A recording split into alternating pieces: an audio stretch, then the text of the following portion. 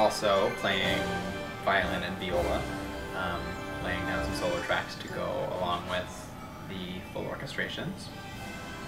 It's pretty much my job.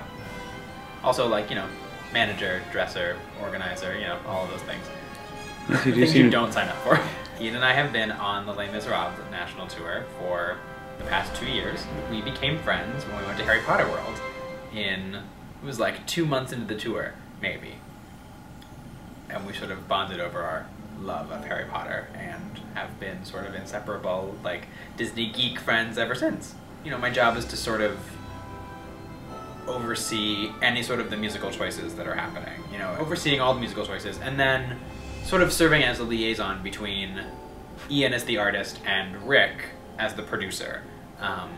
You know, sort of being the translator, you know, talking with Ian, getting the concept and the ideas, and spending all of that time brainstorming, figuring out everything that he wants, and then it's my job to take all of those ideas and make it a very concise, straightforward, focused vision that I can then hand to the producer, that I can hand to Rick and say, you know, Ian wants this, and just to be able to have, you know, 2 sentences that can describe the album. And then go back and forth, you know, Rick and I will talk and brainstorm about orchestrations, Rick will send me orchestrations and we will talk about them and make changes and such before they're then sent to Ian, so that the process is just more streamlined.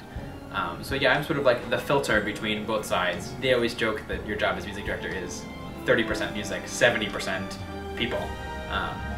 So really a lot of the job is just translating between both parties and making sure everybody's happy and, you know, on the same page.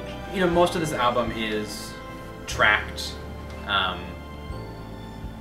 synthesized orchestrations. It's really, really difficult to get a great live string sound without actually recording it. So I'm laying down violin solo work, viola solo work, and also violin section work just to create the string section of the orchestration, and then that gets mixed in with everything else Rick has written. So it requires me, you know, laying down, like, there's like 18, there'll be like 18 section violin wills, which is again 18 different passes on the same line to create the string section, plus then solo concertmaster will and solo principal viola will. So there's like 20 of me on the album, all mixed together and such to create the sound of the full orchestra. I went to Northwestern in Chicago for my undergrad. I have a degree in viola performance, and I also did a lot of conducting while I was there. Toward the end of my time at Northwestern, I started to get involved in orchestration and did a bunch of orchestrating work. I have a minor in arts administration, which has proved to be really helpful in this project because I have a lot of experience in arts marketing and, you know, figuring out where we're targeting the CD, you know, what our target audience is, how we're marketing and how we're getting it out there. Because especially in this economy, so much of your work as a musician is self-promotion because, you know, that's the only way to get by. Rick and I have completely different orchestration styles, which has been proved to be really helpful on this album. You know, so Ian's first album, I orchestrated and arranged, which, for those of you who have heard it, and if you haven't, go buy it, is all chamber. It's very small, very intimate. It's 1 violin, 1 cello, 1 bass, a piano, and drums. Everything is live.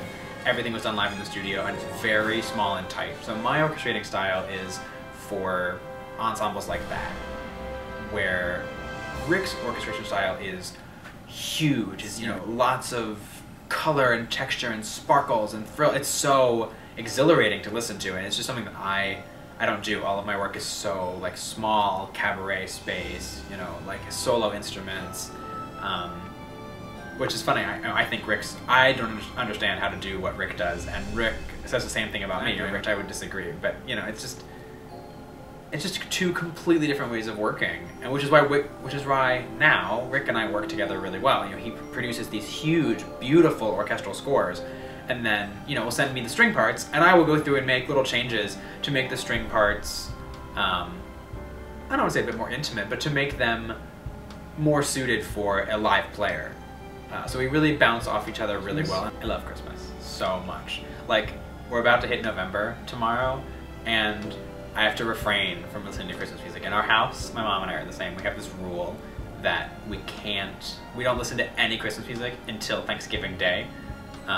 And traditionally it's my job to go pick out, like, the first CDs that we're gonna listen to, and it's Yeah, I mean, it is like a steadfast rule in our house, because if anybody breaks it, it's just like a downhill slope. As soon as the Christmas music is on, we can't stop. So yeah, I love Christmas, and I've grown up in a very Christmas obsessed household as well. This is exactly what I like to listen to in Christmas music. Like this, I hope everybody else feels that way when they buy this album.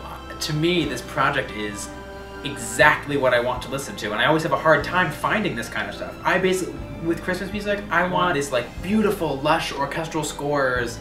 I either want that or like soft, like, you know, jazz combo Christmas. That's what I love listening to.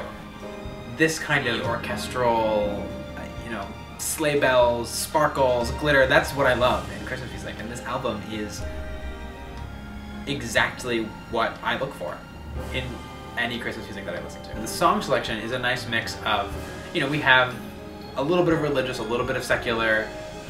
We have 2 original songs, which are both beautiful.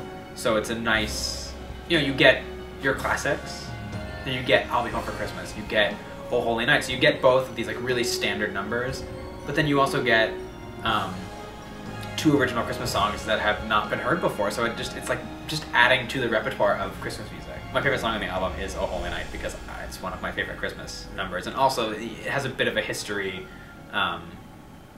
with me. Just we've done it on a couple cabarets in the past, and so it's been something that I've been working on, you know, over the past couple of years, just in terms of arranging and whatnot. So I think it's just a really special number, and also it's just so epic. It's such an incredible orchestration, the one on the album, and it's really, it's kind of mind-blowing. It just like totally knocks you off your seat.